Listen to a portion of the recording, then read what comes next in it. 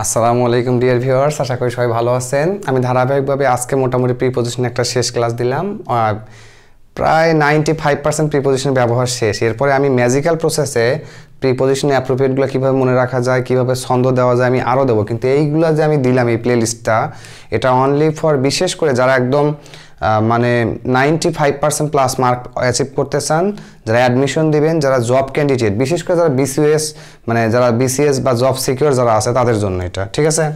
তো দেখেন এই পাস্ট হচ্ছে কিন্তু প্রিপোজিশন, হ্যাঁ এই পাস্ট কিন্তু প্রিপোজিশন। তাহলে পাস্ট কোথায় বসে? পাশ দিয়ে যাওয়া, মানে সেন্টেন্সের অর্থ যদি পাশ দিয়ে যাওয়া বোঝায়, পাশ দিয়ে যাওয়া বুঝাইলে সেখানে কি বসবে? পাস্ট বসবে। আমি যদি বলতাম হি ওয়াকড, সেটা গিয়েছিল কি? হি ওয়াকড মি, কি হি ওয়াকড মি পাস্ট, সে আমার পাশ দিয়ে গিয়েছিল।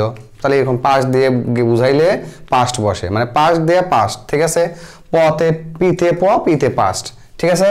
আচ্ছা অ্যাওয়ে কোথায় বসে? দূরে সরিয়ে নেওয়া। তাহলে অ্যাওয়েটা বসবে কোথায়? দূরে সরিয়ে নেওয়া। দূরে সরিয়ে নেওয়া বোঝাতে সেন্স দিলে অ্যাওয়ে বসাইবেন, ঠিক আছে।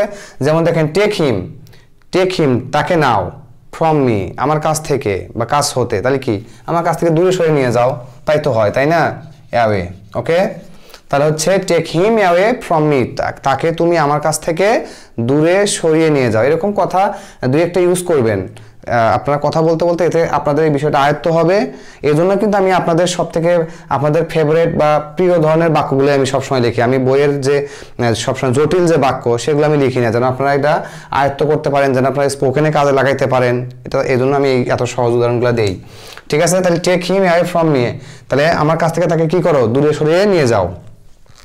আচ্ছা এরপরে দেখেন লাইক কিন্তু প্রিপোজিশন, হ্যাঁ। তো প্রিপোজিশন বলেন বা প্রেপোজিশন বলেন, যাই বলেন, উচ্চারণে আমি ঝামেলা করতেছি না। তাহলে লাইক মানে কি? লাইক মানে মতো। লাইক মানে কি? লাইক মানে মতো, ঠিক আছে, মতো। তাহলে দেখেন তুমি হও মাই হার্ট, আমার মনের মতো। তাহলে তুমি কি? তুমি আমার কি? My heart, you are my heart, তুমি আমার মনের মতো। তাহলে মতো বোঝাতে কি প্রকাশ করে? এই যে লাইক। তাহলে আমি এখানে কি দিলাম? এই যে লাইক দিলাম। তাহলে you are like my heart, তুমি আমার মনের মতো। তাহলে এখন আপনার ফ্রেন্ডের কাছে যে একটা ডায়লগ মারেন, you are like my heart, নাকি you are like my heart, তাহলে তুমি আমার মনের মতো, ওকে। আচ্ছা এরপর দেখেন অ্যাগেইনস্ট মানে কি? বিপক্ষে। অ্যাগেইনস্ট মানে কি? বিপক্ষে। দেখেন আমি বললাম ডোন্ট গো, যেও না, মানে তুমি যেও না। এখন যদি ওই ইউ সাবজেক্ট নিষ্ক্রিয় বা ডিরেক্টিভ আছে, ইনঅ্যাক্টিভ আছে, তো ডোন্ট গো, তুমি যেও না, ড্যাশ মি, তুমি যেও না আমার কি বিপক্ষে যেও না। তাহলে এই যে অ্যাগেইনস্ট, ওকে। অ্যাগেইনস্ট পুরা মজা, ম্যাজিক্যাল প্রসেস, বুঝতে পারছেন? তো আশা করি আমি প্রিপোজিশনের এই বড় একটা সমুদ্র মোটামুটি পার করতে পারছি। আপনারা আশা করি উপকৃত হয়েছেন।